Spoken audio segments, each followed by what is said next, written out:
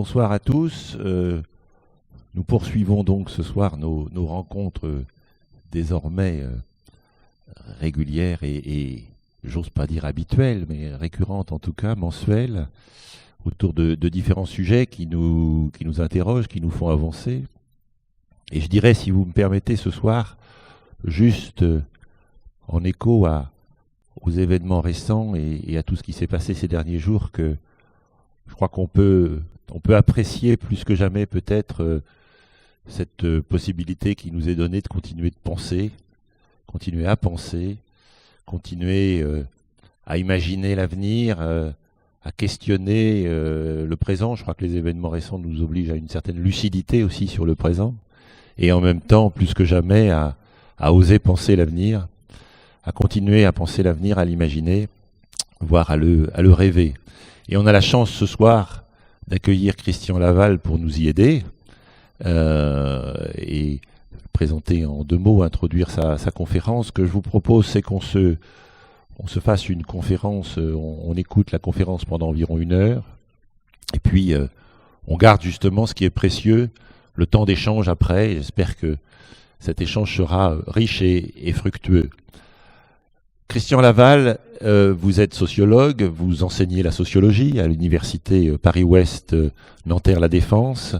Vous êtes l'auteur, avec Pierre Dardot, du livre que vous venez nous présenter ce soir, de nombreux ouvrages, mais en particulier du livre et du dernier livre que vous avez publié, Commun, essai sur la Révolution au XXIe siècle, aux éditions La Découverte, en 2014. Alors, ce terme de commun, on l'a entendu d'une certaine façon à travers l'histoire.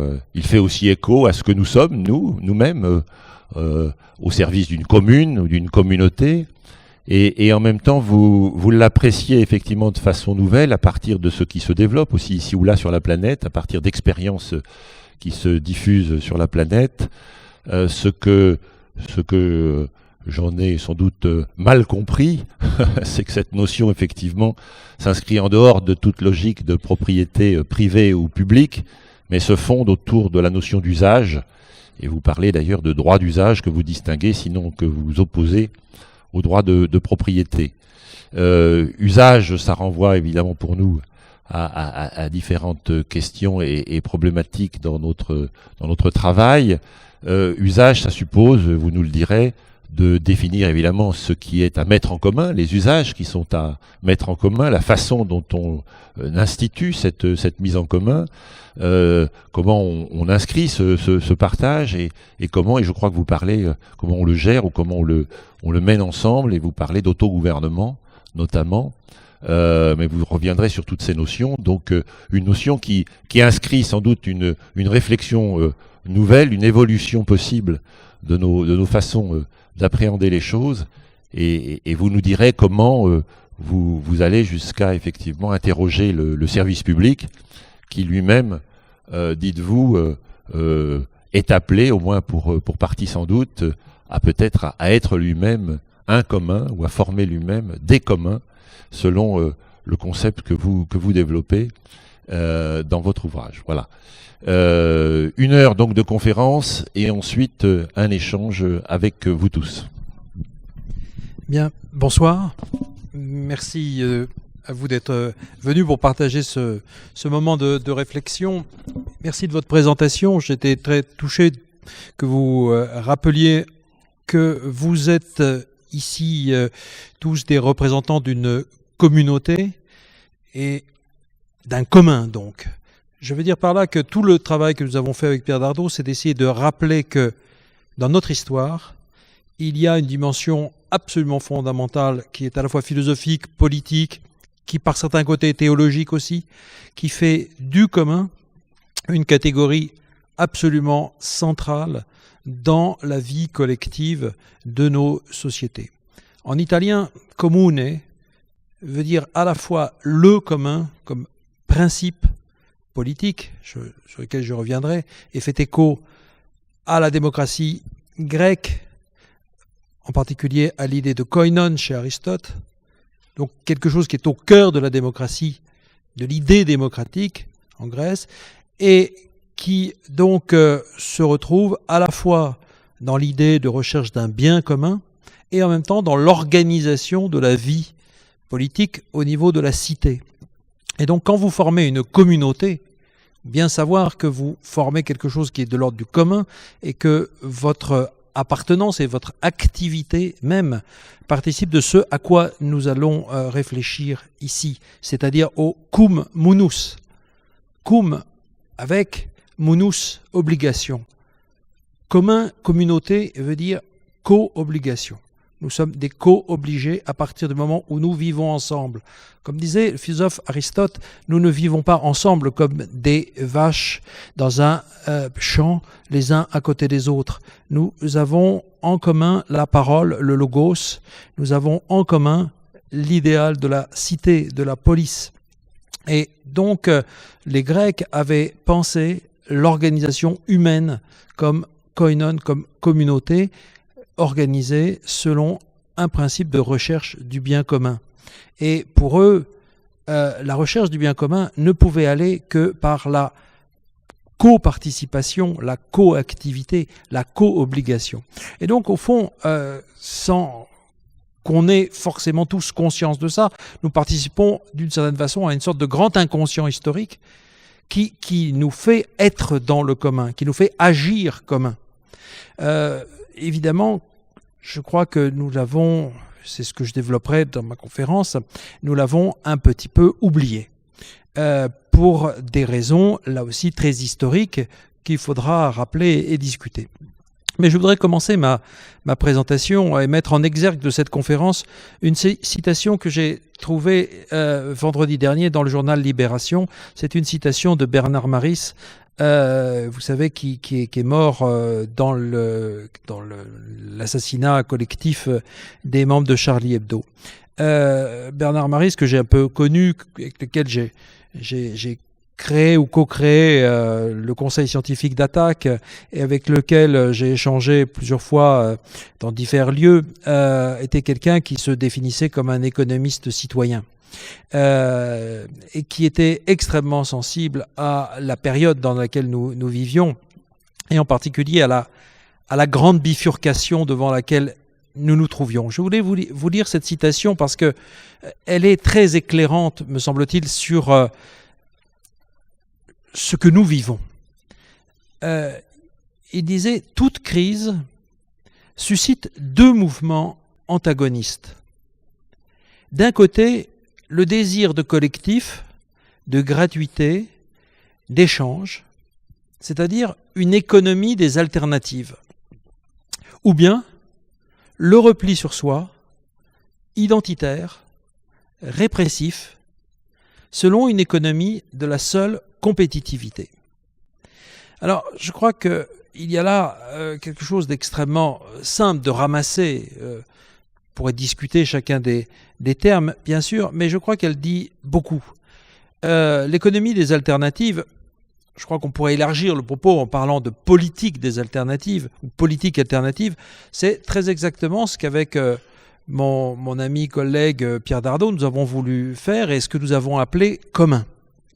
Et nous semble être un terme significatif, synthétique, de tout un ensemble de processus, de phénomènes, d'expérimentation, de lutte qui se passent aujourd'hui et qui visent une alternative politique, qui cherche à créer par des utopies concrètes, mais qui cherche aussi à imaginer un monde qui serait organisé plus authentiquement selon le principe du koinon ou du commun ou du cum munus dont je vous ai parlé à l'instant.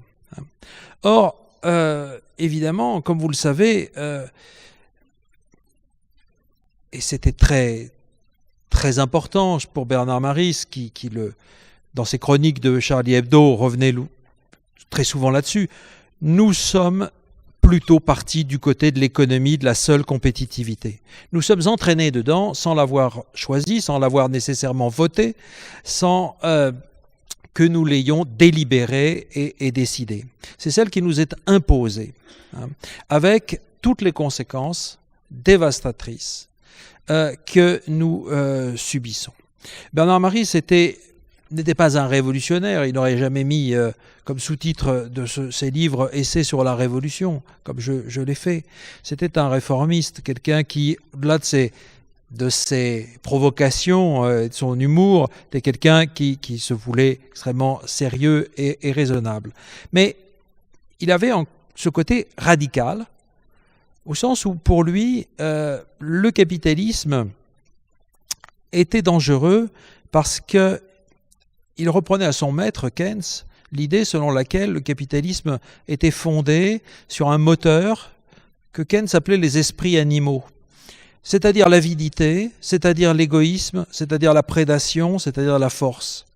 Son fonctionnement, c'était justement la compétition, la lutte, la pulsion de domination, la volonté de puissance, l'énergie toujours tendue vers l'appropriation maximale, vers l'exploitation la plus grande, la plus étendue, faire profit de tout.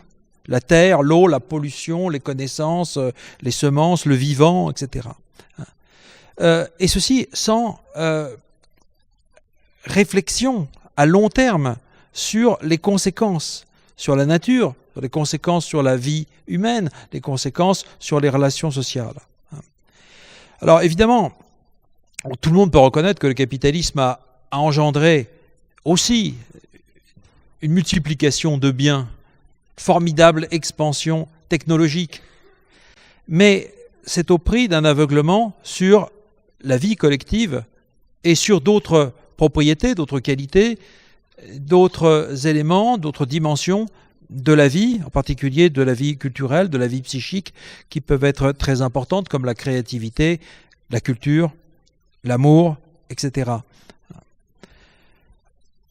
Au fond, ce que Bernard Maris, comme beaucoup d'autres économistes hétérodoxes, ne supportait pas, c'était la croyance quasiment religieuse, selon laquelle, comme le disait l'économiste écossais du XVIIIe siècle Adam Smith, nos économies, nos sociétés, nos existences pouvaient obéir à une machine aveugle, anonyme, à des processus incontrôlés qu'Adam Smith avait appelé la main invisible.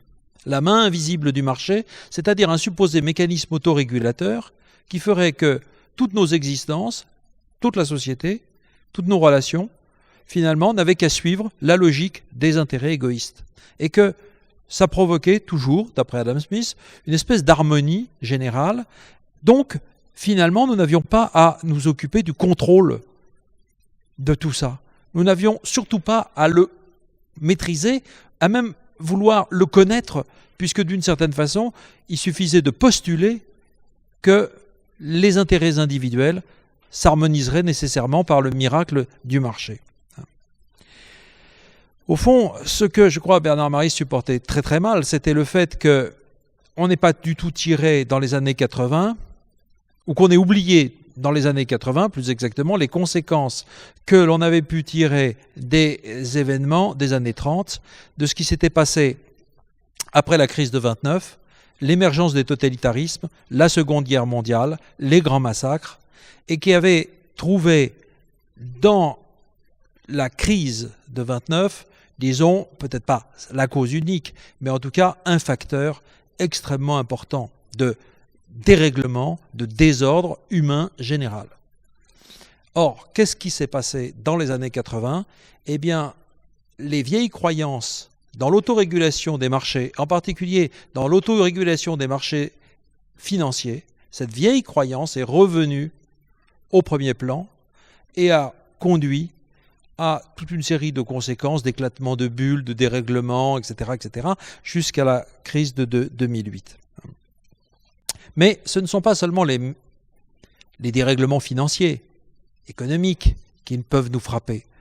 Aujourd'hui, il y a peut-être encore plus grave, c'est le fait que cette supposée main invisible du marché est incapable de prendre en compte les effets de l'activité économique sur les équilibres naturels.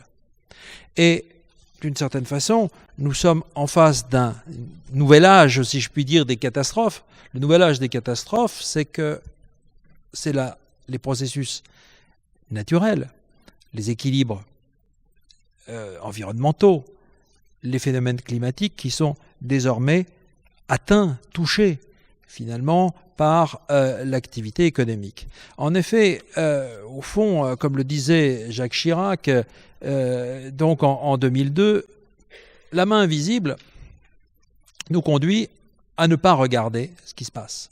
Vous vous souvenez de cette phrase de Jacques Chirac qui disait « Notre maison brûle et nous regardons ailleurs ». Nous regardons où? Nous regardons quoi? Eh bien, nous sommes invités par le mécanisme même du marché à regarder nos intérêts personnels, nos intérêts locaux peut-être, nos intérêts d'entreprise, nos intérêts de corporation, nos intérêts nationaux peut-être, nos intérêts européens, mais pas l'intérêt humain, pas l'intérêt commun. Pourquoi? Pour une raison simple, c'est que les mécanismes économiques et sociaux, les institutions même qui nous commandent, qui encadrent nos activités, pas toutes, mais en tout cas parmi les principales, nous conduisent à faire de la logique de compétition, je dirais, le ressort même, le principe même, la maxime de notre activité. J'ai cru comprendre que aujourd'hui, les politiques nationales, les politiques publiques nationales étaient conduites jusqu'à la semaine dernière, par le primat absolu du principe de compétitivité, qui devait percoler, qui devait descendre et en quelque sorte innerver toute l'action publique partout, dans tous les domaines. Logique de compétitivité comme seule logique des politiques publiques. Vous voyez jusqu'où on a été dans cette idée selon laquelle le cadre du marché était le seul cadre dans lequel nous pouvions inscrire nos activités, y compris nos activités publiques. Et j'irai plus loin. On a été jusqu'à penser que l'État et les collectivités publiques en général devaient se réorganiser selon le principe de l'entreprise, sur le modèle de l'entreprise, en incorporant en son sein outils techniques, manière d'évaluer à la performance, lexique, culture du résultat, etc. C'est-à-dire, au fond, comme si le modèle de l'entreprise privée était un modèle absolu. Et en effet, il est ce modèle absolu si, en effet, toute l'action sociale, toute l'action publique, tout ce que nous faisons doit obéir à cette idée selon laquelle il n'existe qu'une seule loi, qu'une seule logique, celle de la compétitivité. Il se trouve que les massacres de la semaine dernière ont visiblement arrêté soudainement ce grand mouvement dans lequel nous étions. On va même aujourd'hui demander à l'école, d'après ce que j'ai entendu hier et lu aujourd'hui, on va maintenant redemander à l'école de former des citoyens. Jusqu'à présent, il s'agissait de diffuser la culture d'entreprise dans l'école.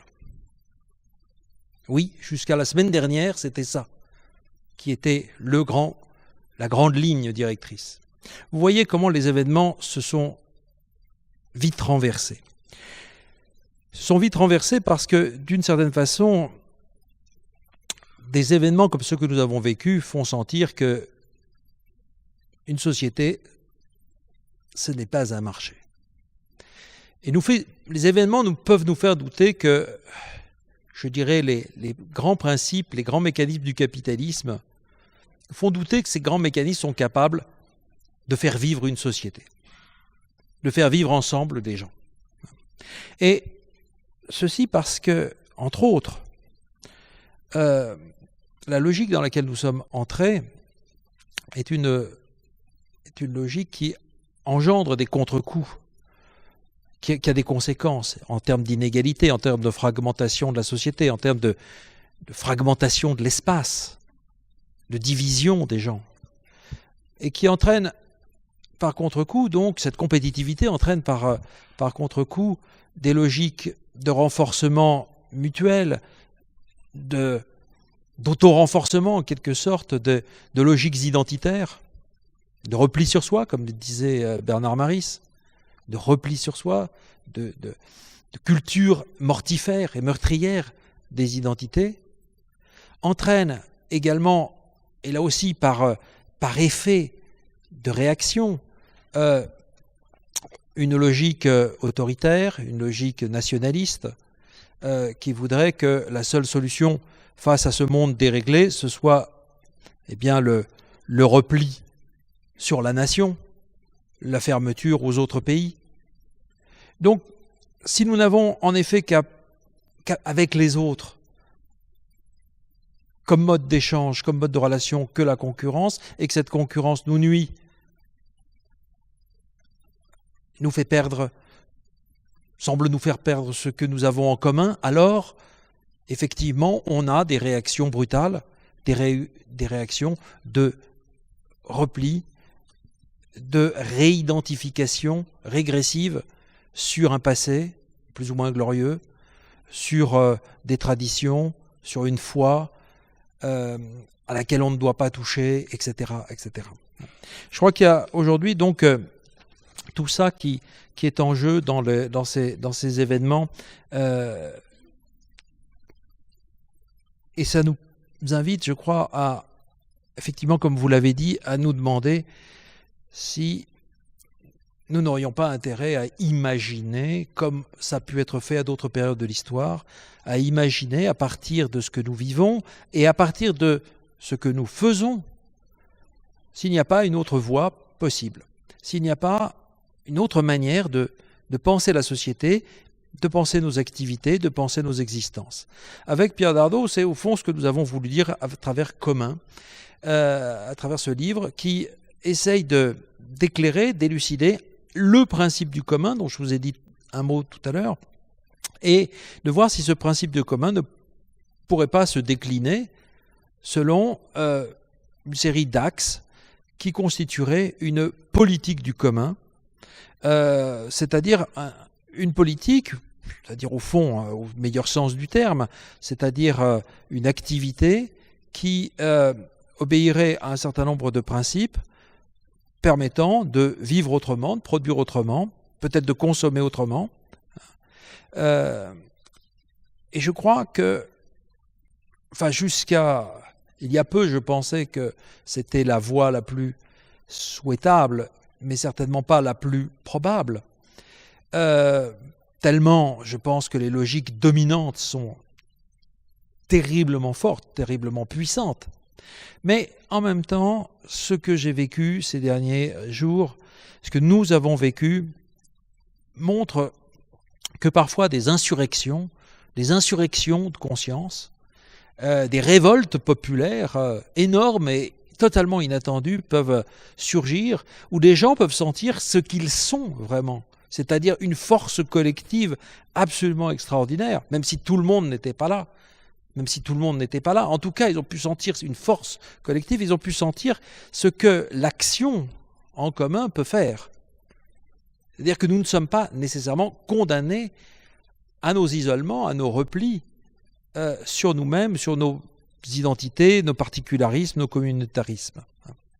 Alors qu'est-ce que c'est pour nous le commun ? Je vais essayer de vous présenter, mais de façon la plus schématique possible, ce que nous avons voulu faire dans ce livre. Nous sommes partis d'un constat qui était le suivant. Après avoir écrit et décrit dans plusieurs ouvrages le monde néolibéral dans lequel nous sommes, nous avons voulu regarder d'un peu plus près les contestations et les expérimentations qui ont foisonné un peu partout dans le monde ces 10 ou 20 dernières années. Ces luttes, ces expérimentations ont toutes en commun, c'est le cas de le dire, de s'opposer aux logiques d'appropriation des ressources collectives, à toutes les logiques qui privatisent le domaine public, à toutes les logiques qui détruisent la démocratie. Nous pourrions prendre de multiples exemples. Ce sont les communautés en Bolivie qui luttent contre la privatisation des services de l'eau. Ce sont en Inde les communautés paysannes qui luttent contre l'industrie agroalimentaire et la privatisation des semences. Ce sont les paysans au Brésil, en Uruguay qui luttent contre l'appropriation des terres. Ce sont les Grecs qui se battent contre la privatisation ou la fermeture d'une télévision publique. Ce sont les étudiants ici ou là, québécois, chiliens, anglais, qui luttent contre l'augmentation des droits universitaires, c'est-à-dire la financiarisation de l'enseignement, etc., etc. Au fond, on doit considérer, ce que nous n'avions pas fait dans nos livres précédents, on doit considérer que le néolibéralisme et sa logique de grande appropriation générale ne se déroulent pas, je dirais, très simplement comme une grande fête où les intérêts particuliers triompheraient facilement. Nous sommes dans un monde de lutte et l'adversaire est bien identifié et il est commun. C'est cette logique de la privatisation généralisée. Et en même temps, on s'est aperçu, dans notre petite enquête sur ces forces d'opposition, que toute une culture nouvelle, des concepts nouveaux étaient apparus, une culture qui renouvelait profondément, je dirais, le discours anticapitaliste. Et ce qui nous a frappé, c'est que cette nouvelle culture d'opposition faisait du commun, je dirais, son terme principal, son centre de gravité. Au fond, comme si il y avait là quelque chose qui permettait une espèce de synthèse et en même temps un support à l'imagination d'un monde qui serait organisé selon le commun. Alors évidemment, ce terme n'est pas seul. Il y a beaucoup dans le vocabulaire critique et oppositionnel une grande gamme d'expressions. Partage, participation, donc où on entend le mot part, prendre part. Beaucoup de mots qui commencent par par le cum latin, coopération, collaboration ou collaboratif, convivialité, etc. Mais commun, au fond, semble être le vocable qui relie le mieux l'ensemble très diversifié, très pluriel de toutes ces manières de dire, de faire, de penser. Les alternatives. Commun se retrouve dans un grand nombre d'expressions. Bien commun, qu'on peut mettre au pluriel. Les biens communs. Défendre les biens communs de l'humanité. Pensez par exemple l'air, la terre, la mer, comme des biens communs. C'est quelque chose qui est même reconnu aujourd'hui au plus haut niveau des organismes mondiaux comme l'ONU. Les biens communs de l'humanité. On considère maintenant dans le vocabulaire politique, alors qui n'est pas lui oppositionnel, mais dans le vocabulaire politique le plus officiel, que par exemple le climat doit être considéré comme un bien commun à préserver. Donc il existe une catégorie politique et juridique qui se développe en ce moment, les biens communs, et qui donne d'ailleurs lieu à une très grande effervescence juridico-politique dans certains pays très en avance sur nous, de ce point de vue-là. L'Italie, par exemple. L'Italie qui connaît aujourd'hui un mouvement très important, enfin depuis quelques années, un mouvement très important pour considérer l'eau comme un bien commun qui doit impliquer donc une régie municipale, mais plus encore, plus loin encore, une organisation démocratique de ses usages. On entend aussi commun dans l'expression le bien commun, une expression philosophique et théologique qui est revenue à la mode, le bien commun comme quelque chose qui, d'une certaine façon, doit être recherché par tous ceux qui veulent vivre ensemble. Mais on entend également que bien commun a des rapports avec bien public, avec une relation d'ailleurs qu'il faudrait discuter. Est-ce que la chose publique, c'est la même chose que le bien commun? Enfin, ça anime en tout cas beaucoup de réflexions aujourd'hui autour de ça. Mais ce n'est pas exactement comme ça que les choses sont venues. Je voudrais juste vous dire comment, dans le mouvement écologiste et dans le mouvement altermondialiste, depuis 15 ans, la problématique du commun est apparue. Elle est apparue par la restauration, la réhabilitation d'une expression anglaise, commons, donc commun au pluriel, commons, que les historiens français de la ruralité traduisent plus généralement par communaux. Parfois, d'ailleurs, ils le traduisent aussi par communauté. Mais c'est plutôt communaux qui est la traduction la plus usuelle. Commons. Les commons, qu'est-ce que c'est? Les commons, ce sont toutes ces pratiques paysannes qui, jusqu'à la fin du Moyen-Âge, et même qui se sont prolongées très longtemps après, toutes ces pratiques collectives villageoises permettaient aux habitants, et parmi eux aux plus pauvres, de pouvoir exploiter librement, gratuitement, les ressources indispensables. C'était le ramassage des champignons, c'était la récupération du miel, c'était le ramassage du bois de chauffage, c'était la pêche dans les étangs, etc., etc.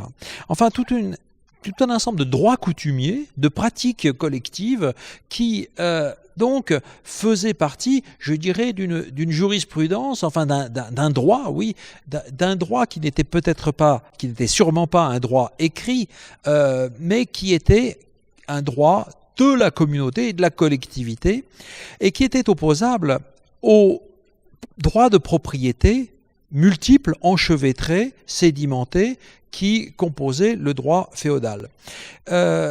Ces communaux, comme vous le savez peut-être, ces commons, comme on dit en anglais, ont été l'objet d'une destruction régulière, systématique pendant 3 siècles au nom du droit absolu de propriété, du droit de fructus et d'abusus, du droit absolu et exclusif qui est le droit qu'on a pu appeler ensuite le droit bourgeois, le droit de propriété qui permet à un sujet propriétaire d'user, de profiter et jusqu'à pouvoir détruire le bien qu'il possède, en toute exclusivité. Le monde juridico-institutionnel, politique dans lequel nous sommes, il faut bien comprendre qu'il s'est constitué sur la ruine des commons, sur la destruction des communaux, sur la destruction des droits d'usage collectif, avec des conséquences, je l'ai dit tout à l'heure, très positives apparemment, c'est-à-dire précisément en donnant l'assurance aux propriétaires qu'ils auraient la totalité du revenu de leurs investissements. Ça a été le fondement du capitalisme agricole et du capitalisme industriel, mais ça a été au prix de la destruction de toute une part de vie collective et toute une part justement de ce qui faisait la condition même d'existence des paysans. Alors, pourquoi ce retour des commons? Pourquoi ce retour des commons? Parce que toute une série d'historiens, de juristes et de mouvements sociaux également ont vu dans la grande appropriation des connaissances, dans l'appropriation du vivant, dans l'appropriation des gènes par certaines entreprises biotechnologiques, l'appropriation des semences par l'industrie agroalimentaire, l'appropriation de l'information sur Internet et plus généralement dans le monde de la communication, ils y ont vu ce que les juristes américains ont appelé le second mouvement des enclosures. C'est-à-dire un même processus, un processus exactement semblable à celui qui était apparu à partir du XIIIe ou XIVe siècle en Europe, c'est-à-dire la fermeture des open fields, la fermeture des champs, la fermeture des chemins, la fermeture des étangs, etc. En d'autres termes, nous serions entrés, et je crois que c'est toute la richesse de l'analogie et de la métaphore, si vous voulez, nous serions entrés dans un nouveau mouvement de durcissement de la propriété privée par l'extension d'une part du champ de la propriété privée dans le monde entier, c'est-à-dire jusqu'à l'appropriation effectivement des biens collectifs de communautés paysannes, etc., etc. Donc extension d'un côté et aussi intensification de la logique d'appropriation par le renforcement d'un certain nombre de droits de propriété, en particulier des droits de propriété intellectuels, qui se multiplient, qui s'étendent aussi, qui s'allongent, etc. Et donc c'est face à ce phénomène d'enclosure que se sont coalisés en quelque sorte de multiples mouvements, donc écologistes, altermondialistes, des mouvements de juristes, et que ces mouvements ont réussi une convergence assez extraordinaire dès les années 90 avec les mouvements, avec les groupes, les communautés d'internautes et de militants, je dirais, de la cause Internet, avec une espèce de basculement dont je voudrais dire un mot. Dans un premier temps, comme vous l'avez compris, le retour des commons, le retour des communs, c'est un mouvement défensif, c'est un mouvement réactif. Défendre les communs contre la grande appropriation. Dans un deuxième temps, ou plutôt dans une espèce de mouvement de convergence, les communs apparaissent comme beaucoup plus positifs, comme quelque chose, comme des institutions, des groupements réglés, des ensembles de pratiques instituées qui peuvent permettre de produire ensemble et de se partager ensemble un certain nombre de ressources qui échapperaient à la fois à la logique bureaucratique de l'État et à la logique du marché.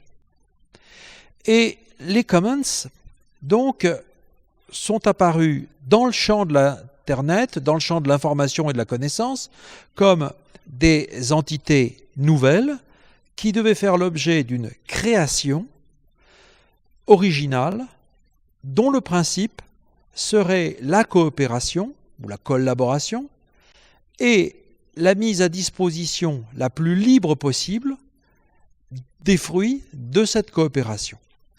Et vous en avez un certain nombre d'exemples bien connus que nous pratiquons tous.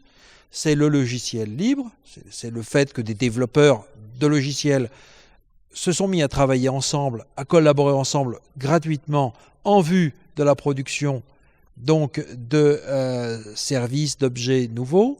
Et c'est aussi évidemment tout le monde du wiki, c'est le monde des encyclopédies, c'est le monde collaboratif, c'est les entreprises assez gigantesques pouvant mobiliser des dizaines de milliers de coopérateurs sur Internet.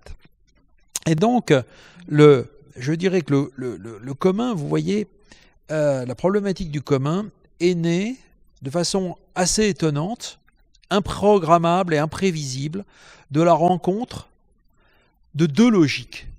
Logique défensive, se protéger du néolibéralisme appropriateur, d'un côté, touchant donc des gens très différents, depuis des étudiants, des communautés paysannes les plus lointaines, et en même temps, ça a pu mobiliser tous ceux qui étaient à la pointe des technologies nouvelles et qui voulaient échapper à la fois aux contraintes réglementaires, je dirais, de l'activité bureaucratique dans nos sociétés, et en même temps aux logiques marchandes.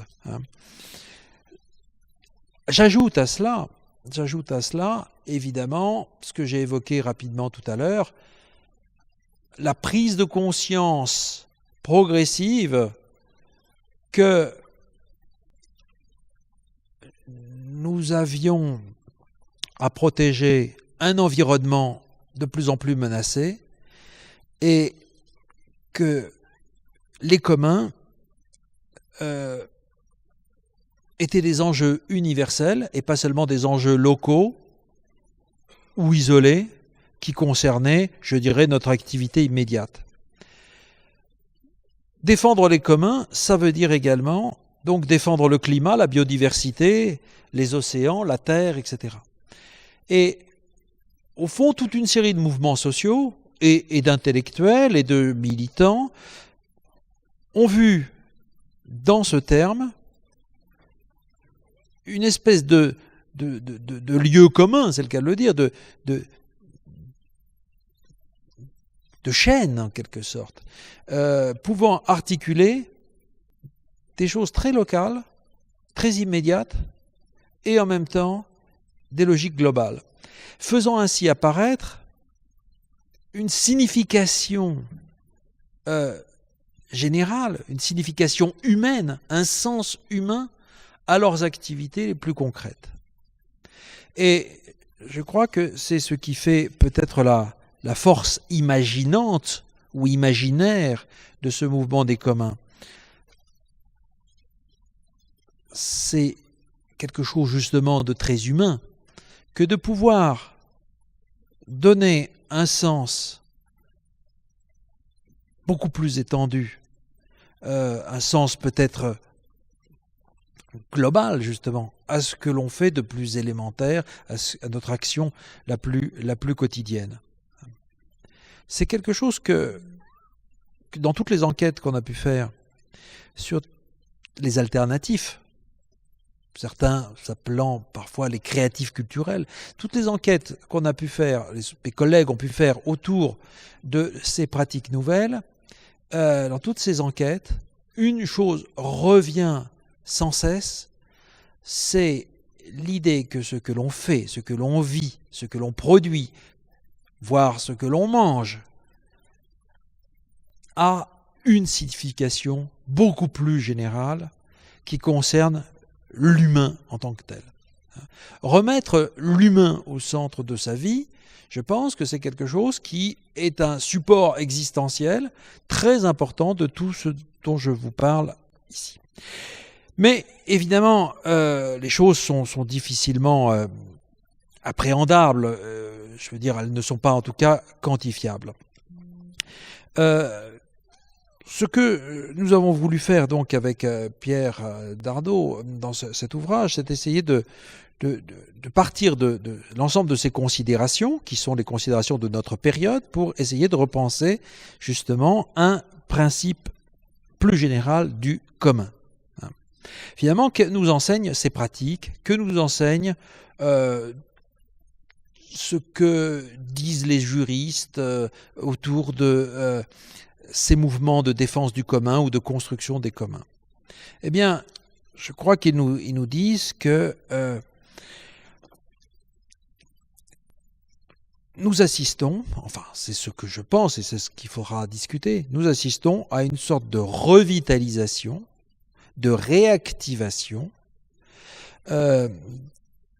d'une très ancienne logique pensée déjà par les philosophes grecs que j'ai cités tout à l'heure, selon laquelle la vie collective, plutôt l'activité collective, était ou pouvait être et devait à certains cas être régie donc par un principe simple qui est que l'activité commune, la coactivité, impliquait d'elle-même le sens d'une obligation mutuelle, d'une co-obligation, ce qui est précisément le commun, comme je vous l'ai dit tout à l'heure, étymologiquement la co-obligation, et que cette co-obligation, c'est-à-dire l'obligation mutuelle, l'obligation réciproque, entraînait une forme politique,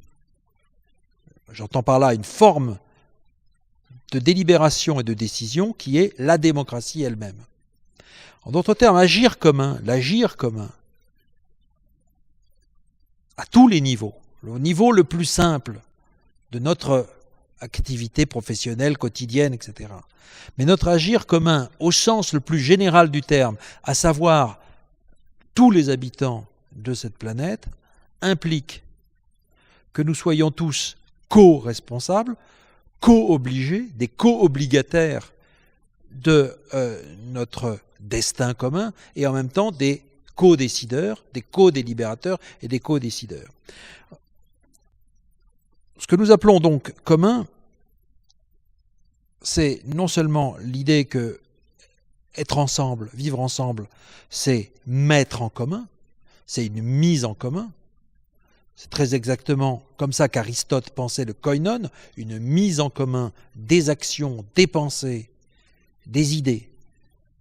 Mettre en commun, donc dans une action de mise en commun, et que cette mise en commun, donc on pourrait appeler aussi coopération, appeler des droits et des devoirs.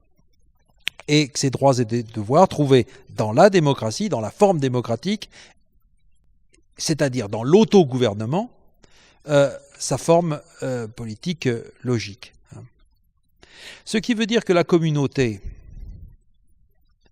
contrairement à des idées que l'on entend ici ou là, ce qu'on appelle communauté n'est pas le rassemblement de gens qui partagent préalablement une origine, une race, une religion, une foi, une identité.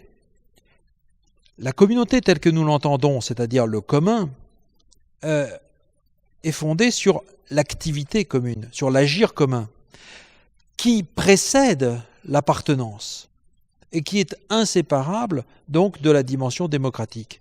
Pour dire les choses simplement, qu'est-ce que nous faisons ensemble ? Que faisons-nous ensemble ? Est-ce que ce que nous faisons ensemble dans une société, c'est simplement la coexistence de petites communautés de gens qui auraient une identité semblable, une appartenance semblable, une foi semblable, et qui seraient les uns à côté des autres? Est-ce ainsi que nous nous représentons la façon de vivre? C'est-à-dire où nous serions tous liés par une appartenance qui aurait été décidée souvent avant nous, en quelque sorte, par notre couleur de peau, la religion de nos parents, notre nationalité, etc., etc. Ou est-ce que nous nous représentons la société comme agir commun, comme coopération, qui nous donne des droits et des devoirs? De sorte que le commun moderne, le commun progressif, le commun démocratique n'a, dans ce sens, plus rien à voir avec la logique communautariste qui veut que nous soyons tous arrimés, assignés à une identité, à une communauté, en quelque sorte d'avance, avant même d'avoir engagé une quelconque activité avec les autres. Voyez donc un petit peu comment nous nous représentons un petit peu les... Enfin, bon, c'est vite dit. Je pourrais essayer de reprendre les choses autrement en disant qu'au fond, pour nous, le commun démocratique, ou plutôt la démocratie du commun, et je crois que c'est le sens même du mouvement de nos sociétés démocratiques, c'est la direction qu'elles ont prise, même si elles ont bifurqué vers le capitalisme de compétition dont j'ai parlé tout à l'heure. Mais le grand axe historique de la démocratie, c'est précisément l'idée selon laquelle nous n'étions plus déterminés par une communauté de naissance, par une communauté d'essence, que nous étions plutôt déterminés par l'agir, l'engagement dans un agir commun, qui appelait une participation de chacun d'entre nous à la délibération et à la décision, et en particulier à la délibération et à la décision sur les règles de cet agir commun. Car la démocratie, c'est précisément ça. C'est le fait que chaque participant à l'activité sociale ait le droit et même le devoir, on oublie souvent la composante devoir, et le droit et le devoir, donc de participer à la réflexion et à la décision sur les règles mêmes de la vie. Et c'est ça la difficulté pour un certain nombre de personnes, de penser que les règles de la vie collective ne sont pas données d'avance par la religion. Les règles de la vie collective ne sont pas décidées d'avance. Elles ne sont pas écrites dans une loi transcendante. C'est ça qui fait difficulté. La démocratie, comme agir commun, et ce devrait faire l'objet de la pédagogie dès la plus petite enfance, si l'on veut former des citoyens d'une démocratie du commun, c'est de faire vivre l'idée, pas seulement de la transmettre en tant qu'idée, mais de la faire vivre pratiquement, de faire vivre que les règles de l'agir commun sont toujours délibérées et décidées en commun. Et que si on leur obéit, et si on doit leur obéir à ces règles, c'est précisément qu'elles ont été délibérées et décidées en commun. Et que ce n'est pas une main invisible du marché, pas plus qu'une loi transcendante de la religion, qui décide pour nous de la façon dont nous organisons notre agir. Alors, vous me direz, tout ça, c'est bien beau, mais finalement, est-ce que ça se voit où? Ça se vit comment? Alors,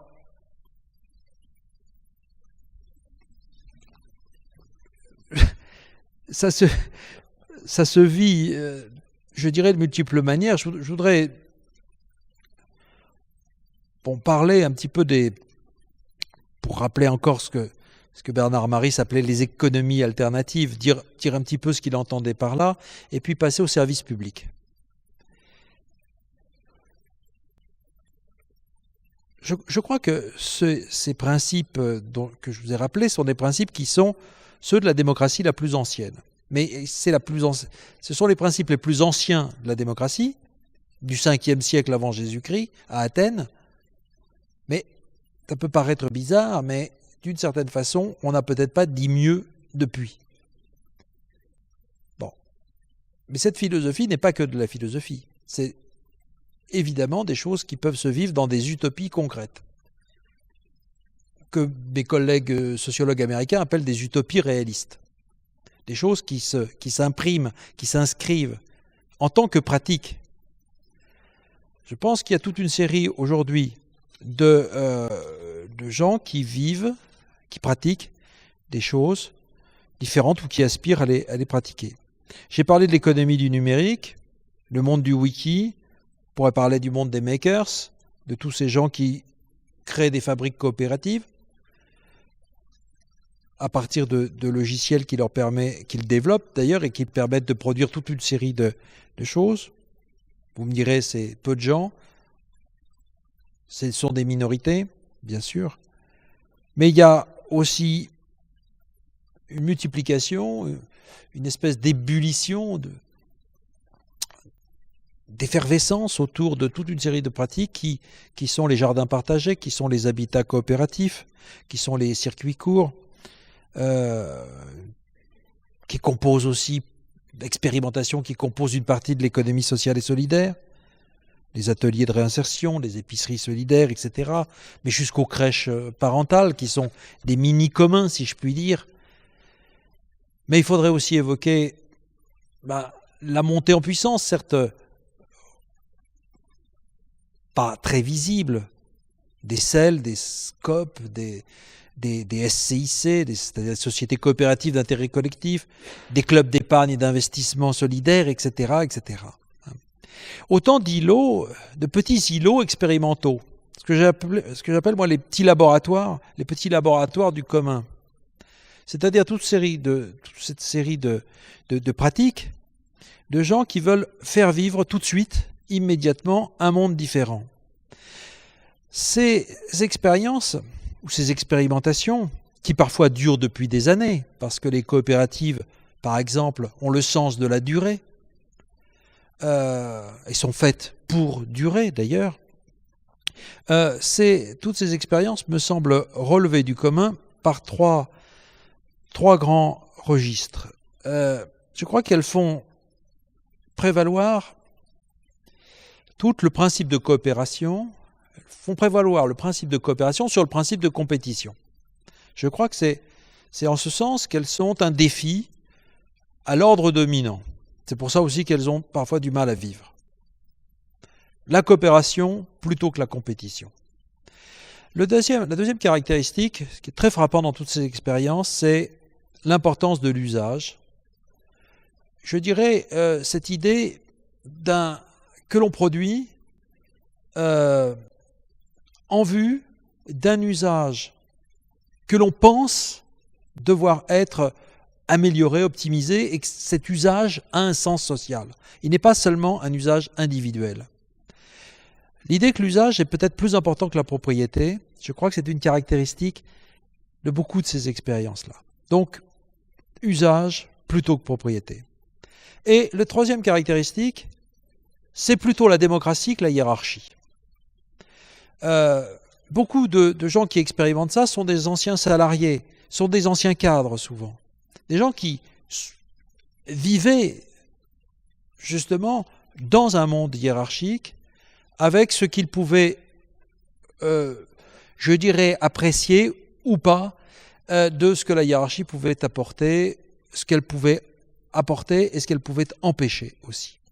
Donc, je crois que dans toutes ces expérimentations, on prendra du temps peut-être pour en parler tout à l'heure, coopération, usage, démocratie forment, je crois, les trois caractéristiques de ce monde alternatif. Je suis évidemment trop rapide là-dessus. Deuxième chose qu'il faudrait développer, mais je n'ai pas le temps ici, c'est une autre composante du mouvement du commun, qui serait ce que l'on range sous le terme de démocratie participative, avec tout ce que ça peut avoir, je sais bien, de rhétorique, d'illusoire souvent, mais qui me semble devoir être repensé sous l'angle du commun, précisément pour bien faire entendre que le commun, la commune et la communauté, c'est la même chose. Et que nous avons sans doute à repenser complètement la manière dont nous avons entendu la démocratie depuis la fin du XVIIIe siècle. C'est-à-dire comme une démocratie à la fois de propriétaires et comme une démocratie d'experts, une démocratie de représentants qui devaient à eux seuls incarner la société ou la nation. Une démocratie représentative qui, par principe et de façon absolument explicite, s'est fondée sur l'idée que le peuple n'avait pas, ne pouvait pas, ne devait pas intervenir directement dans la décision publique. Car il faut se souvenir que ceux qui ont pensé la démocratie représentative sont des gens qui l'ont réfléchi comme une démocratie aristocratique, c'est-à-dire une démocratie des meilleurs, seule capable de gouverner un peuple supposé incapable, car ignorant, des affaires publiques. Donc il y a à penser cela et à mettre en face de cette logique du gouvernement représentatif, qui est notre logique aujourd'hui, cette aspiration à la participation et se demander, dans notre action, en particulier dans notre action publique, si les bases philosophiques de notre démocratie,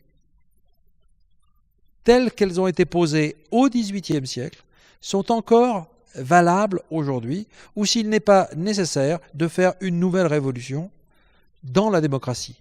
Une révolution démocratique dans la démocratie qui reformulerait, je dirais, la manière dont les politiques publiques, dont la manière de gouverner les sociétés ferait appel à l'intervention beaucoup plus directe des citoyens eux-mêmes. Évidemment, je suis extrêmement rapide sur ce point-là qui mériterait qu'on s'y arrête plus longuement. J'ai dit démocratie des meilleurs, je dirais aussi pour mettre le doigt sur la plaie, démocratie de professionnels, car c'est bien ce que nous avons, un système dans lequel la politique est affaire de professionnels. La professionnalisation de la politique est devenue une évidence pour nous tous, et je ne suis pas absolument sûr que nous n'ayons pas à revenir sur ce point-là. Mais je voudrais passer maintenant et terminer sur la question de l'administration publique et la politique du commun. Au fond, en quoi les administrations publiques sont-elles affectées par le mouvement du commun? Peuvent-elles contribuer à ce mouvement et le doivent-elles? Eh bien, ma réponse est oui. Je pense que s'il y a quelque temps, un jour, quelque chose qui serait la révolution du commun, elle se fera non pas par l'essaimage, la pollinisation de toutes ces petites expériences dont je vous ai parlé. Je pense qu'elle se fera par la convergence de trois choses. D'une part, effectivement, le développement de ce qu'on appelle l'économie sociale ou alternative, peut-être également par la transformation, et sûrement par la transformation des entreprises privées capitalistes, qu'on ne peut pas laisser dominer le champ social comme elles le font aujourd'hui, mais je crois aussi que le service public aura à jouer sa part dans ce mouvement général. Comment penser cette contribution du service public à la politique du commun? Bien, je crois qu'il faudrait revenir à un moment très important de la définition du service public, en particulier à cette période, disons entre 1890 et 1920, qui est une période formidable, une période extraordinaire, où le service public est pensé en France à la fois par un certain nombre d'écoles de juristes et en même temps par la jurisprudence du Conseil d'État. Dans sa recherche des fondements, dans cette époque-là, dans cette recherche des fondements, une définition du service public surgit. C'est celle qui est liée à la sociologie, c'est celle de Léon Digui, de l'école de Bordeaux, qui définit le service public précisément dans le cadre d'une coopération sociale. Il faudrait beaucoup de temps pour rappeler que l'État, depuis le XVIe siècle, s'était défini par la puissance souveraine, absolue, transcendante, au-delà des intérêts particuliers. L'État s'était défini comme souveraineté, beaucoup plus que comme service public. À la fin du XIXe siècle et au début du XXe siècle, sous l'impulsion de la sociologie, en particulier de Durkheim, l'État est complètement repensé comme service public. Plus exactement, selon la formule d'Léon Digui, l'État est la coopération de services publics organisés et contrôlés par des gouvernants. C'est sa définition de l'État. Exit le principe de souveraineté au profit de la notion de service public. Un service public, c'est toute activité dont l'accomplissement doit être assuré, réglé, contrôlé par des gouvernants, parce que l'accomplissement de cette activité est indispensable à la réalisation et au développement de la coopération sociale. Il faut bien entendre ces termes-là. C'est qu'à un moment donné de l'histoire de France, au moment où l'on fixe la doctrine du service public en France, un certain nombre de gens en font de la nécessité sociale et donc la légitimité juridique et politique sur l'idée de coopération. C'est parce que nous œuvrons tous ensemble et qu'œuvrant tous ensemble, nous avons des interdépendances les uns avec les autres multiples qu'il faut qu'un certain nombre de services publics apparaissent, soient entretenus, financés, etc. par la société pour que cette coopération puisse avoir lieu. La coopération est première par rapport à l'État. Le commun, l'activité commune dont je vous ai parlé depuis une heure, cette activité commune, cette coopération sociale est première et fixe les tâches de l'État. Plus exactement, elle oblige l'État, elle oblige les gouvernants plus exactement, elle oblige les gouvernants à assurer ces services publics. C'est donc la conscience qu'il y a des besoins communs, c'est donc la conscience des besoins communs qui rend nécessaire et légitime l'existence des services publics. Voilà, je crois, ce qu'il y a de beau, de grand dans la conception française des services publics conçus à cette époque-là. Elle est à la fois sociologique, elle est surtout démocratique. Duguy explique que finalement, c'est une époque où un certain nombre d'individus, de gens, à un certain moment, ont senti que on ne pouvait imposer, je le cite, imposer l'obéissance, on ne pouvait imposer l'obéissance à l'État, c'est-à-dire l'obligation politique du point de vue des citoyens, que si des gouvernants rendaient certains services, et dans la mesure où ils les rendaient. Vous voyez qu'on comprenne bien ce que ça veut dire. C'est que là, Duguy retrouve absolument le sens philosophique de la démocratie et du commun, comme cum munus, comme co-obligation.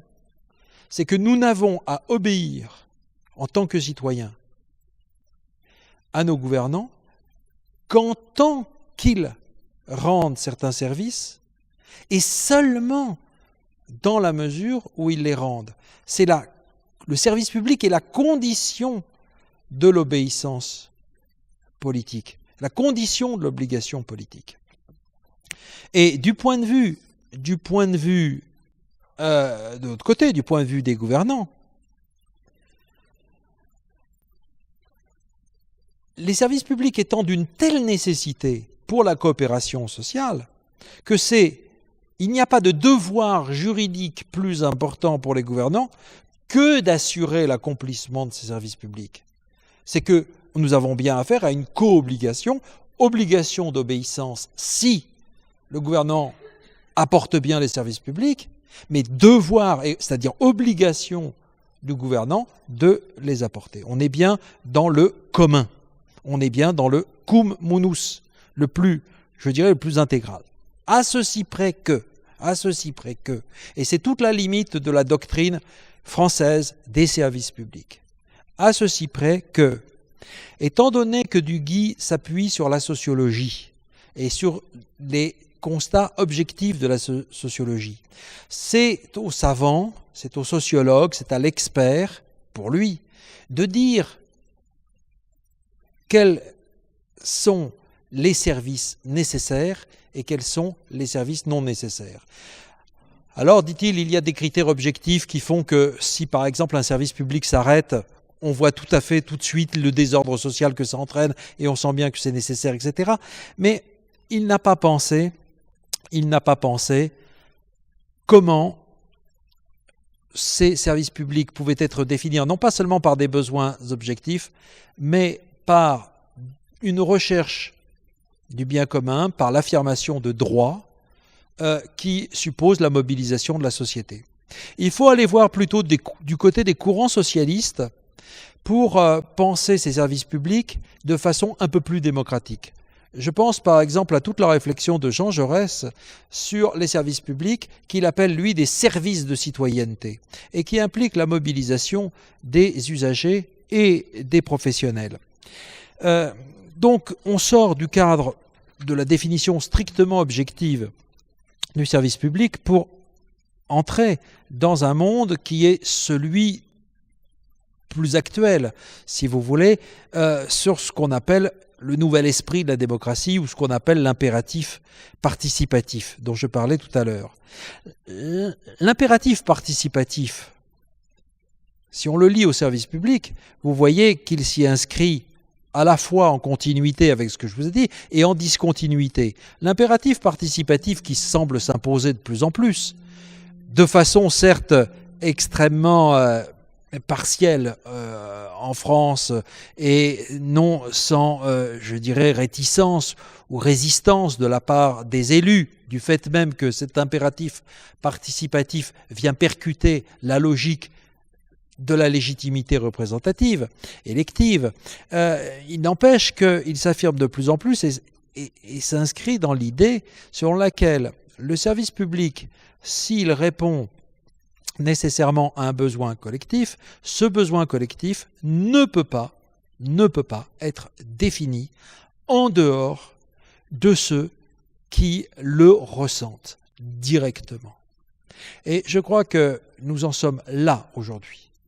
Je ne sais pas si nous franchirons un jour, je dirais si nous surmonterons les réticences et les résistances et les obstacles pour trouver les moyens de faire vivre cet impératif participatif, c'est-à-dire la co-décision, la co-délibération du besoin imposant le service public.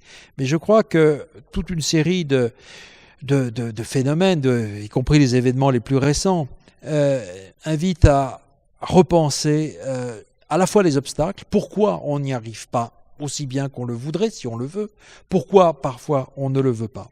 Moi, je voudrais terminer juste par une réflexion de sociologue. La grande difficulté à passer à une démocratie de participation, c'est, je dirais, le cercle vicieux des inégalités.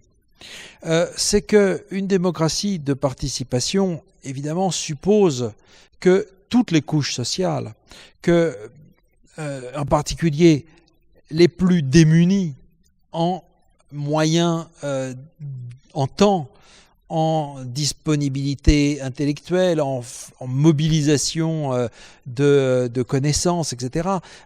Les plus démunis sont ceux qui sont les plus éloignés souvent des lieux de participation et de débat. Et en même temps, la réduction des inégalités, elle suppose une participation de ces plus démunis. Et donc on tourne depuis très longtemps en rond, ne sachant pas comment faire participer, au fond, des gens qui ont peu de moyens, ou en tout cas se sentent peu investis ou peu légitimes pour participer. La question donc, c'est, me semble-t-il, c'est d'essayer de casser ce que j'appelle ce cercle vicieux entre inégalité sociale donc et participation. Et j'ajouterai une dernière note pour faire le lien avec ce que je disais au début. Évidemment, la question, c'est aussi le lien entre cette participation démocratique qui me semble tout à fait nécessaire et la manière dont nous représentons la société. C'est-à-dire, au fond, la conscience collective, la conscience que nous avons de participer à un même monde. Là aussi, il y a un lien qui pourrait être vertueux, mais qui pour l'instant est plutôt vicieux. Je veux dire par là que plus nous représentons les choses, c'est-à-dire les liens aux autres, comme des liens extérieurs, comme des liens d'intérêt à intérêt, comme des rapports de compétition, moins nous avons précisément de propension, de goût à la participation démocratique. Et moins nous participons, moins évidemment nous avons cette idée du commun. Et donc, je crois que des gens comme vous qui sont impliqués dans l'action publique, vous avez, semble-t-il, une responsabilité de réflexion, de pensée, pour essayer de créer, de faire vivre ces dispositifs d'implication du plus grand nombre dans la réflexion, dans la délibération du destin commun. Je vous remercie.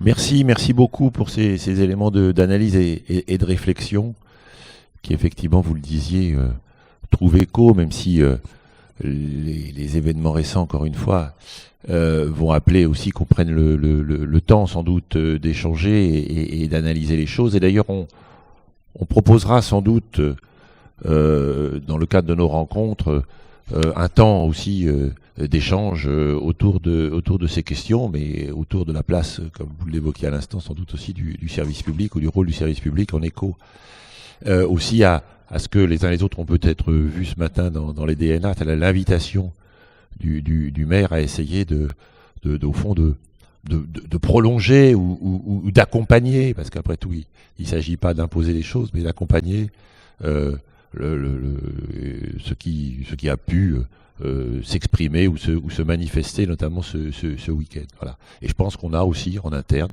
nous aussi, là-dessus, à échanger et à parler, et on l'a envisagé ce matin en direction générale. Voilà, on va passer aux questions. Est-ce qu'il y a quelque chose qui m'a vraiment touché et frappé dans ce que vous avez dit, c'est que je n'avais pas forcément vu auparavant, c'est le lien entre ce que vous appelez commun et puis le principe de coactivité.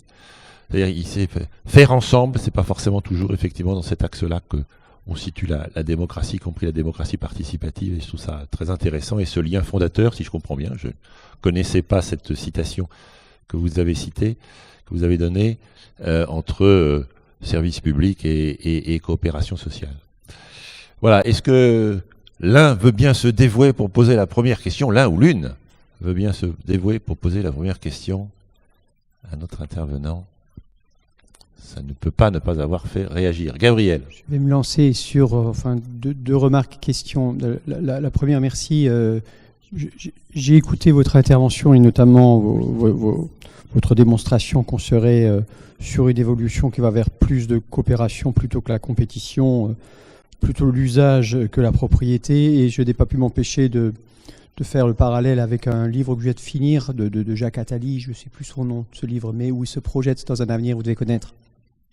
Où il analyse les siècles passés, les évolutions économiques, et où il se projette dans un futur, et où il est malheureusement bien moins optimiste que vous ne l'êtes. Il voit au contraire, dans les décennies qui viennent, la privatisation tout azimut, des hyper-conflits arriver, et peut-être dans un avenir plus lointain, l'hyper-démocratie qui ressemble un peu à ce que vous décrivez. Donc je voulais vous livrer cette première petite remarque de ma part. Mais la question, elle est plus sur quelque chose qui m'a troublé dans vos premiers propos, mais que j'ai peut-être mal compris, ou tout simplement parce que je ne suis pas capable de les comprendre mieux. Troublé pourquoi ? Parce que vous avez dit, nous sommes dans le tout économique, dans le tout concurrence, en tout cas jusqu'à la semaine dernière. Et ça me trouble pour la raison suivante. Les crimes commis la semaine dernière seraient-ils des coups d'arrêt au tout concurrence ? Vous comprenez que je suis troublé si je l'ai compris aussi mal que ça. Et une réflexion complémentaire par rapport à ça. Vous avez développé les visions de Monsieur Maris, que je ne connaissais, comme beaucoup de Français, pas avant jeudi dernier, mais que je semble je suis assez sensible à cette vision. Et il me semble, en tout cas, j'ai compris cela dans ce que vous avez dit, que ce mouvement de dimanche serait le début de quelque chose, de mon point de vue. Le mouvement de dimanche, les 4 millions de personnes dans la rue, ne sont pas 4 millions de personnes qui se rallient aux visions économiques de M. Maris, mais ont été dans la rue parce qu'ils n'acceptent pas qu'on ait tué M. Maris pour ses idées, quand bien même il ne connaissait pas ses idées et quand bien même il ne les partagerait pas. Et puis une dernière chose que je voulais dire, vous avez également donné comme exemple, les choses vont changer, puisque maintenant à l'école, jusqu'ici, on a eu comme objectif de produire des gens qui sont capables d'être en concurrence, etc. On parle maintenant de former des citoyens. Là-dessus, plus basiquement, je ne partage pas votre analyse parce que je pense qu'on va continuer à former des gens qui sont compétitifs, et puis parce que ça fait longtemps qu'on parle de former des citoyens. Et quand j'ai entendu cela, je me suis dit, tiens, un problème grave qui se pose, et c'est encore une fois aux enseignants qu'on va demander de le résoudre. J'ai travaillé pendant de longues années dans les quartiers. On a demandé aux enseignants de résoudre les problèmes d'éducation, de parentalité, d'incivilité, de sécurité dans les quartiers. Aujourd'hui, on attendrait d'eux de combattre les extrémismes religieux, et je crois qu'on leur demande trop. Je suis désolé de le dire, mais vous l'avez entendu comme moi, ils n'ont pas été à même de tenir la minute de silence dans toutes les écoles. On a entendu des choses peut-être. Bon. Donc c'est plus votre introduction qui m'a pour une part troublé et qui me font amener à vous poser ces questions. On va peut-être prendre 2 ou 3 questions successives. Il y avait une question? Non? D'accord. Oui, voilà. Merci.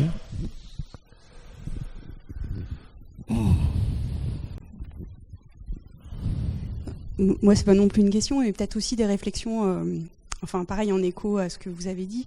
Enfin, finalement, dans votre conclusion, vous avez un peu repris ce que j'allais dire depuis le départ. Enfin, déjà par rapport à la référence que vous faites à la police grecque, qui était, enfin, même si effectivement c'est un modèle un peu idéal de démocratie, qui faisait aussi déjà beaucoup d'exclusion.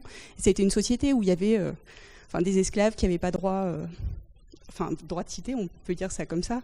Et finalement, dans notre société aujourd'hui, on est malheureusement encore dans le même, dans le même type de clivage, alors que nous, on se fait croire que non, puisque tout le monde a accès à la démocratie, au droit de vote, au droit de vote, etc. Et ça pose, à mon avis, une vraie question. Et ça m'a fait penser à un livre que j'ai lu aussi il y a quelques années, je pense une quinzaine d'années, et à mon avis, on est toujours au même point, qui s'appelait « Pourquoi la démocratie représente-t-elle si mal le peuple ?»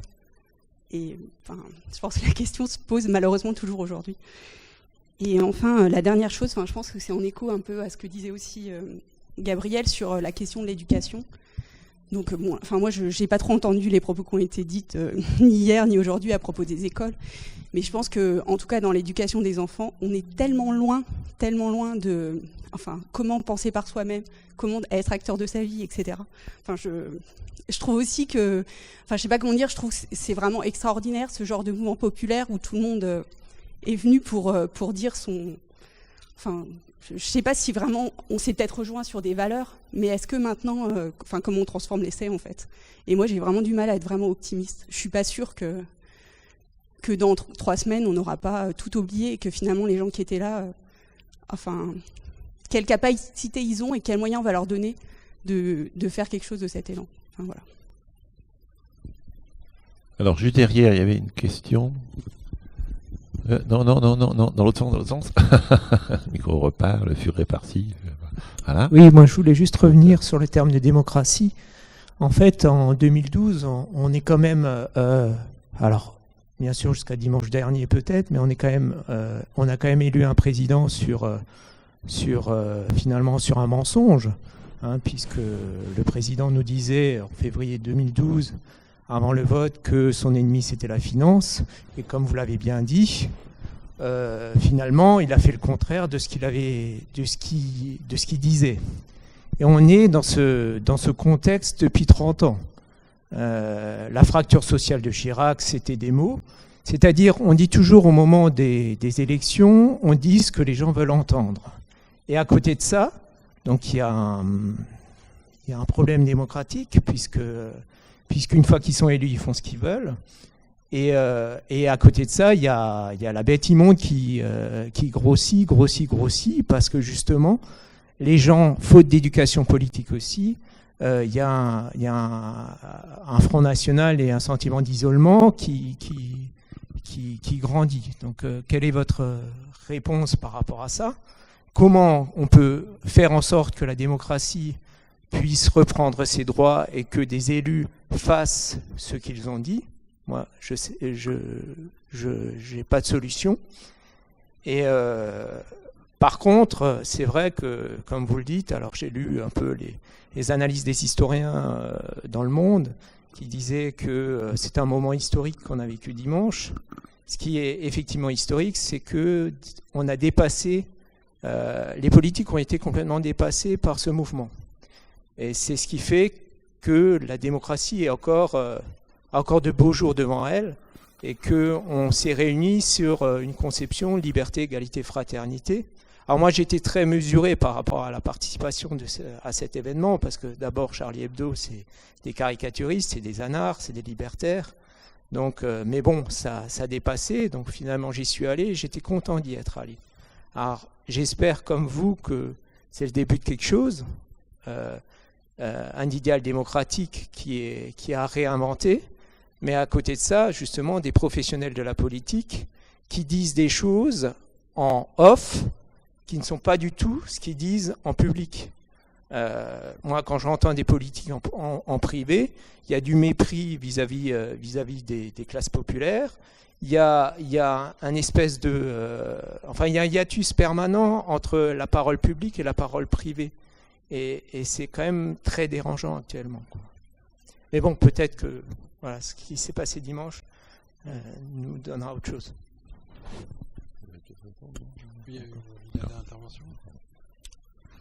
Également pour aller dans le même sens et pour peut-être contredire votre optimisme, il me semble qu'en Espagne, il n'y a pas si longtemps que ça, il y a eu un mouvement qui s'appelait les Indignés qui a entraîné au moins autant de personnes dans les rues que ce qui s'est passé dimanche et pendant beaucoup plus longtemps.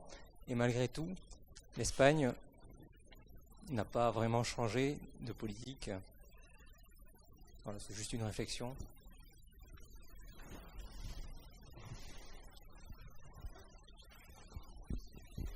Alors pour compléter, je ne sais pas si je suis optimiste ou pas optimiste, mais j'ai des questions par rapport à ce que vous avez énoncé. Vous avez énoncé le fait que finalement le commun était important et notamment pour l'axe démocratique, qu'il fallait qu'on ait un commun qui soit la décision issue de la décision commune.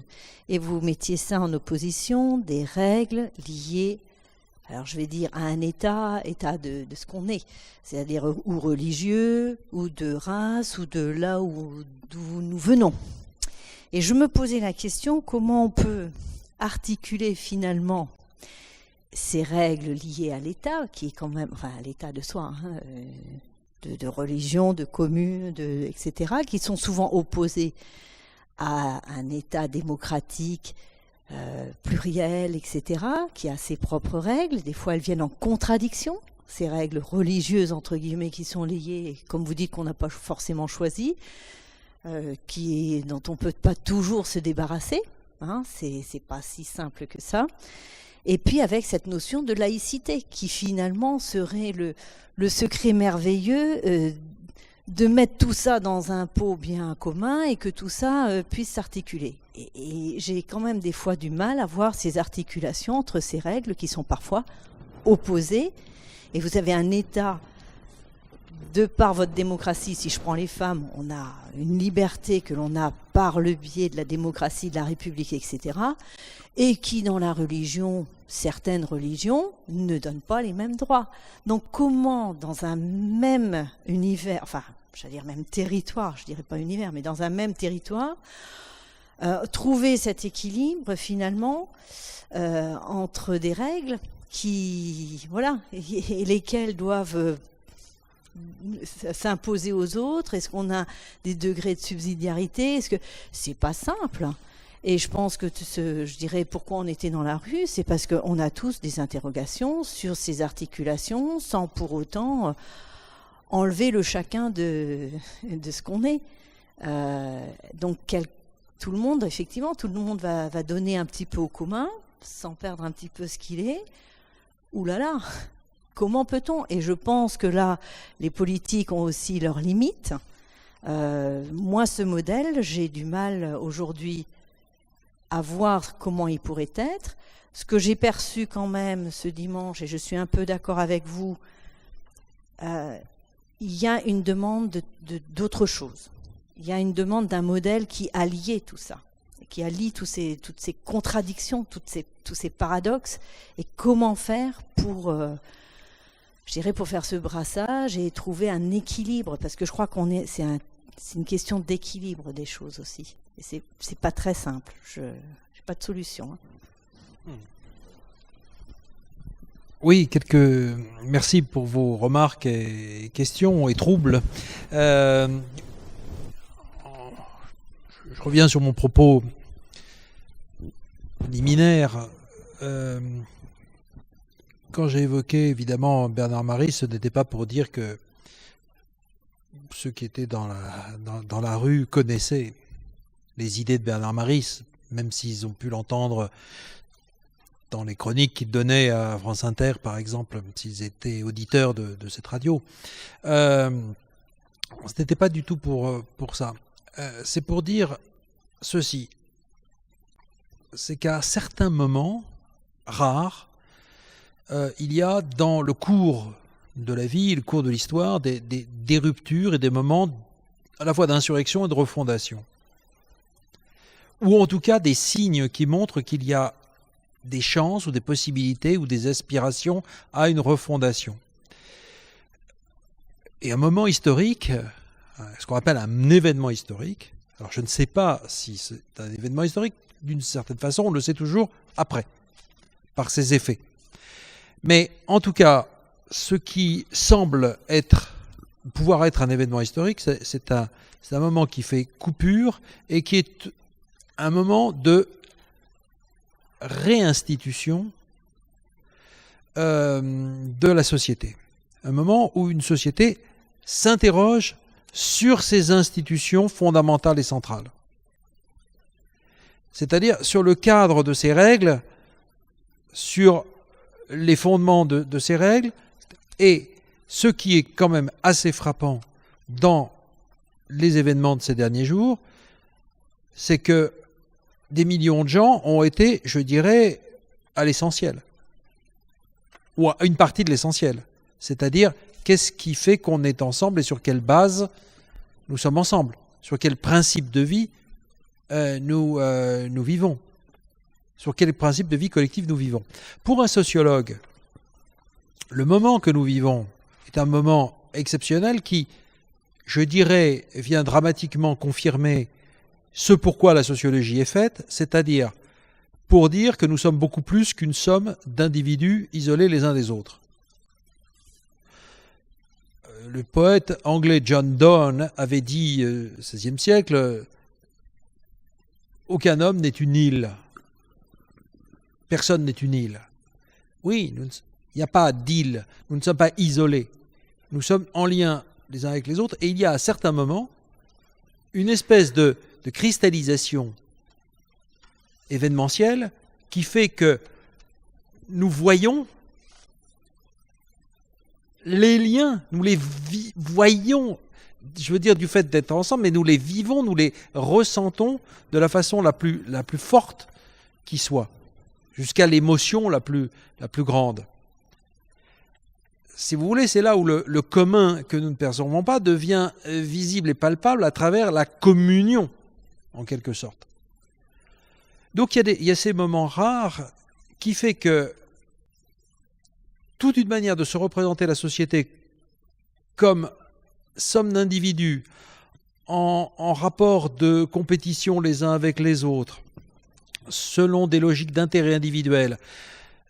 Cette représentation qui est née il y a plusieurs siècles et qui est très très puissante, qui nous conditionne, qui est très imprégnante. Cette représentation est ébranlée, elle est mise en question par un mouvement collectif qui n'est pas nécessairement conscient de lui-même, qui n'est pas nécessairement, qui ne trouve pas sa formulation philosophique et politique complète, achevée.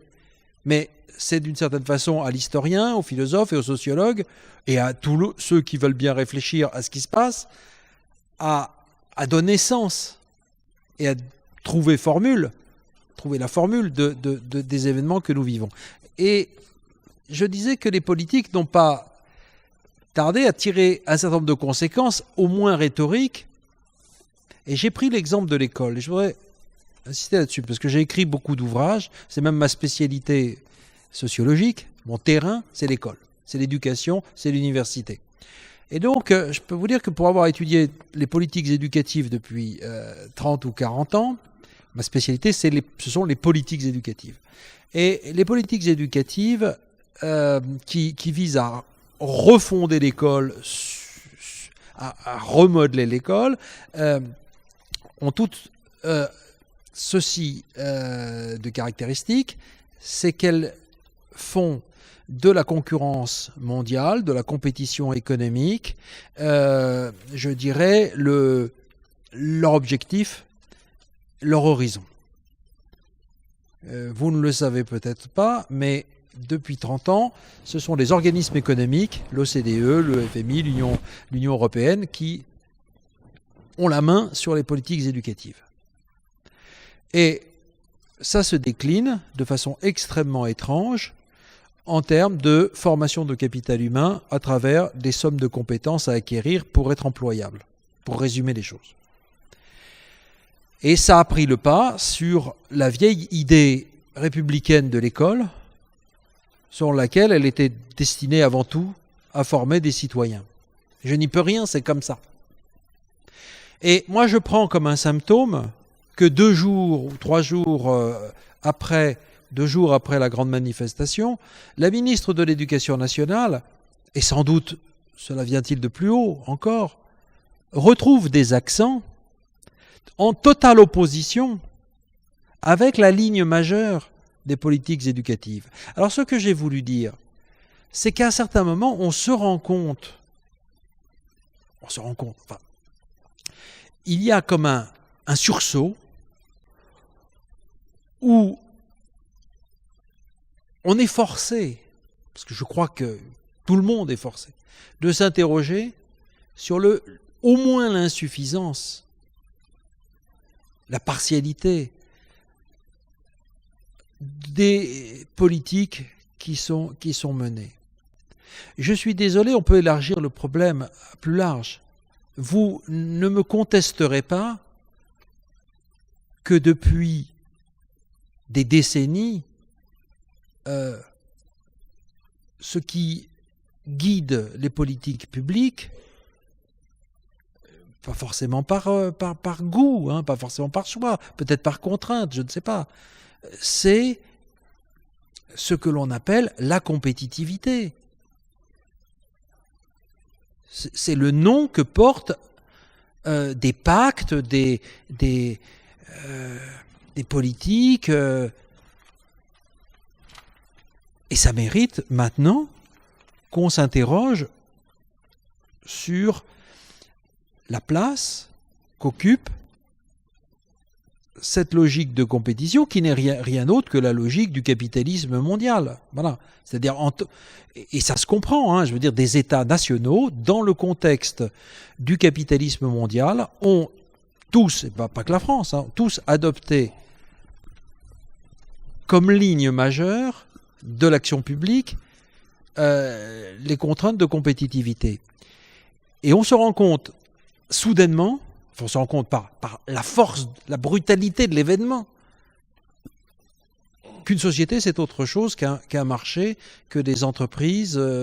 Bon, alors après le lien à faire évidemment, c'est que l'économie est pas rien. C'est quelque chose d'extrêmement important pour le vivre ensemble. Alors voilà ce que je voulais dire à travers ça, c'est que au fond, il s'agirait de penser une société autrement que sur le modèle compétitif, de le penser et donc de repenser l'économie. Voilà, le chantier est immense, de repenser l'économie elle-même sur un autre mode que celui de la compétition, et de repenser l'économie sur le mode de la coopération, qui est, alors il faudrait du temps pour expliquer que d'une certaine façon, le capitalisme lui-même ne peut fonctionner que sur la coopération, ou plutôt sur l'organisation et l'exploitation de la coopération. Le capitalisme ne peut pas être seulement contre la coopération, il en vit. Seulement, il va même jusqu'à organiser aujourd'hui ce que nous appelons les communs du capital, c'est-à-dire toutes ces communautés qui mobilisent des consommateurs, des bénévoles, etc., pour utiliser leurs compétences, leurs connaissances, leurs forces d'innovation, etc. Et évidemment, organiser la coopération dans l'entreprise. L'entreprise, c'est quoi? Sinon, une activité commune de coopération. Seulement, elle fonctionne selon certains objectifs. Les entreprises aujourd'hui, capitalistes, sont des entités de coopération qui fonctionnent dans un champ de compétition.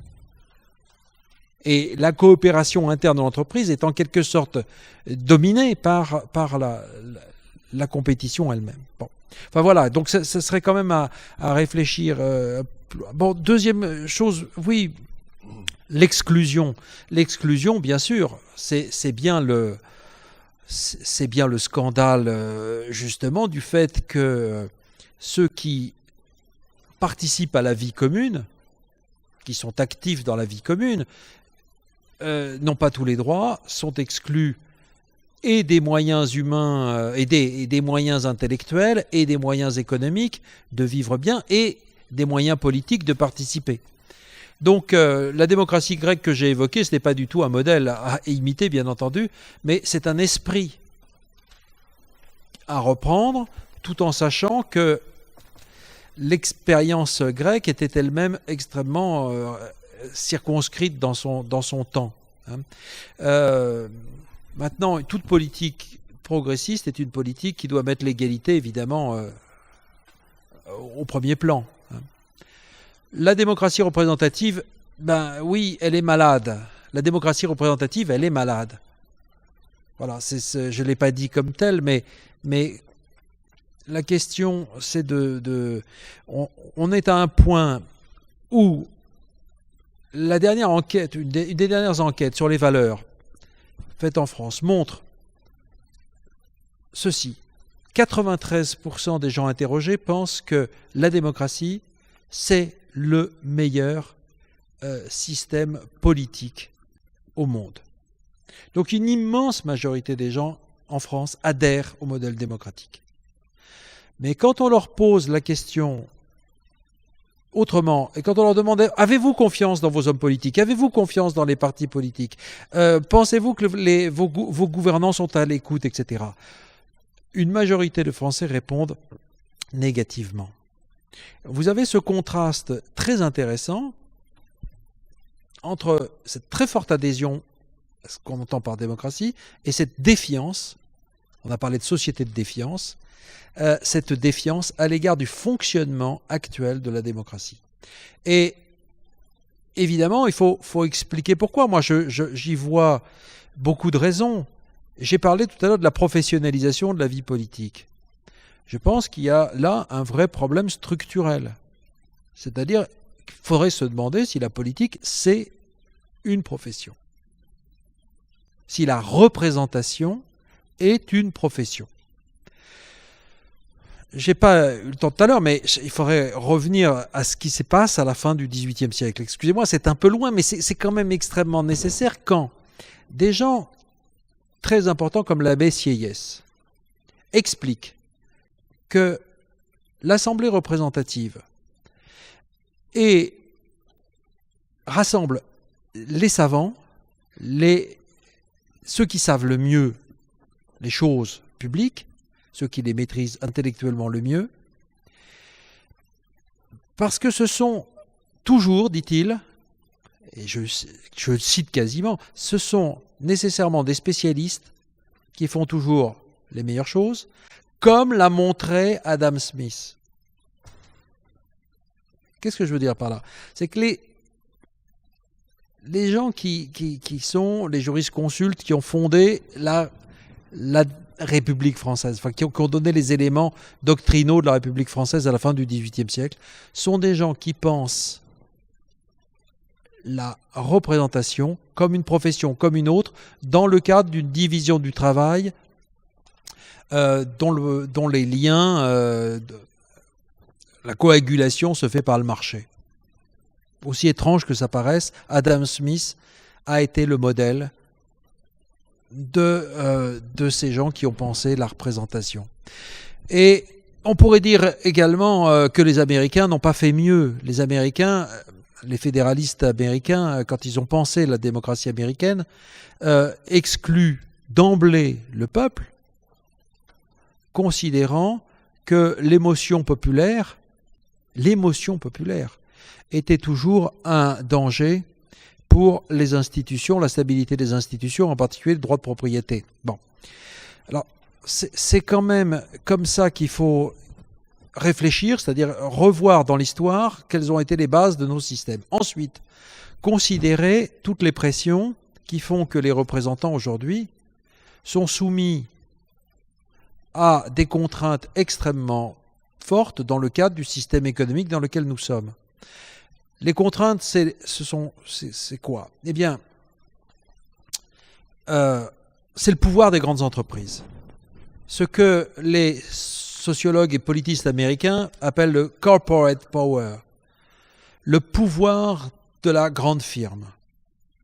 C'est la grande firme qu'on ne pense pas assez en France, il faut bien le dire. On ne pense pas assez en France que c'est la grande firme, la grande corporation, la grande entreprise qui a un pouvoir, non seulement un pouvoir de marché, mais un pouvoir politique considérable, un pouvoir culturel par les médias, mais un pouvoir politique sur les décisions, sur les élaborations. Si vous vous interrogez, comme vous l'avez fait tout à l'heure, sur la politique au regard de la finance, eh bien, demandez-vous quel est le poids que pèsent aujourd'hui nos grandes banques dans la décision politique. Deuxièmement, aujourd'hui, il semble que les créanciers de l'État soient devenus les maîtres de la décision et de l'agenda politique. Donc, il y aurait beaucoup à dire. Les grands politistes américains qualifie le système actuel de démocratie d'entreprise ou de totalitarisme d'entreprise.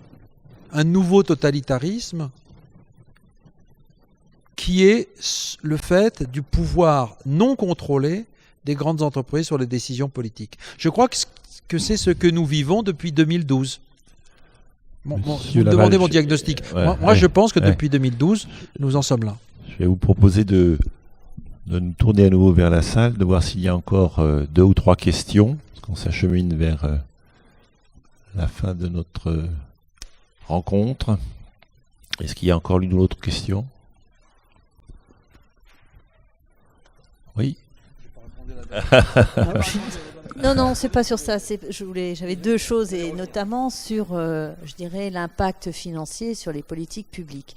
Moi, je suis quand même un peu toujours étonnée. Pour moi, la sphère politique et ce que finalement j'attends d'un politique, c'est qu'il justement, ils mettent en valeur et les choix du commun et les choix, je dirais, des fondements de notre société. Alors on peut en citer l'égalité, le droit d'expression, etc.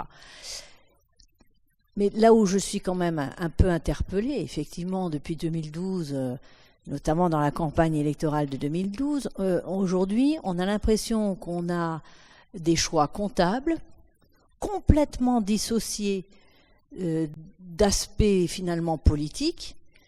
Quand on le voit même chez nous sur la collectivité, on nous dit 10% de moins. On ne nous dit pas, on fait un choix de service public ou pas.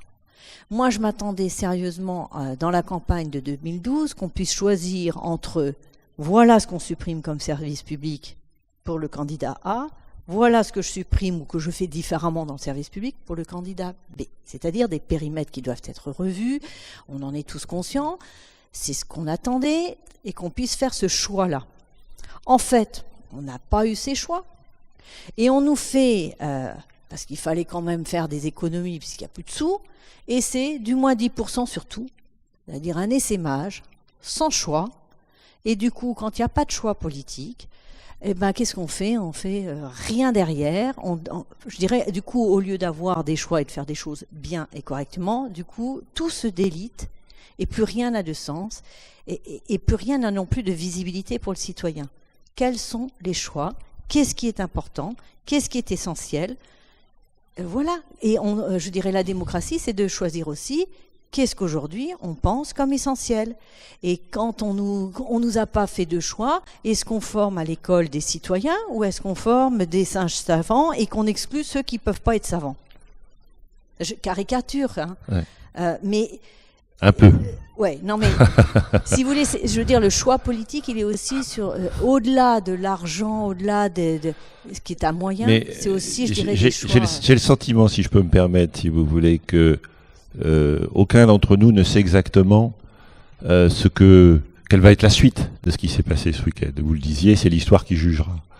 Il y a une chose qui est sûre, c'est qu'il y a certainement là-dedans une aspiration à retrouver un sens. Bon, il y a peut-être les gens se sont retrouvés peut-être sur un socle, sur un certain socle, et que ça amène à se poursuivre. Mais je ne sais pas quelle sera la suite, mais la suite sera celle que nous voudrons qu'elle soit.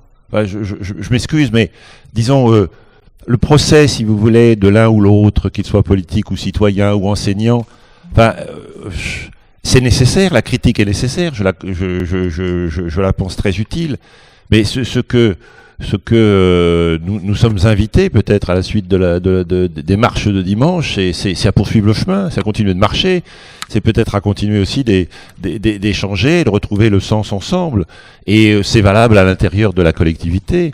Moi, je suis d'accord que le terme l'absolu autour de la compétitivité pose question, mais la compétitivité n'est pas forcément un gros mot. C'est un terme technique nécessaire aussi dans les entreprises ou dans les organisations. Le terme d'optimisation est un terme nécessaire auquel nous devons nous confronter en toute légitimité, et ça n'est pas non plus un gros mot, même s'il ne faut pas en faire l'alpha et l'oméga, le principe absolu de tout. Donc nous sommes confrontés à un certain nombre de choix.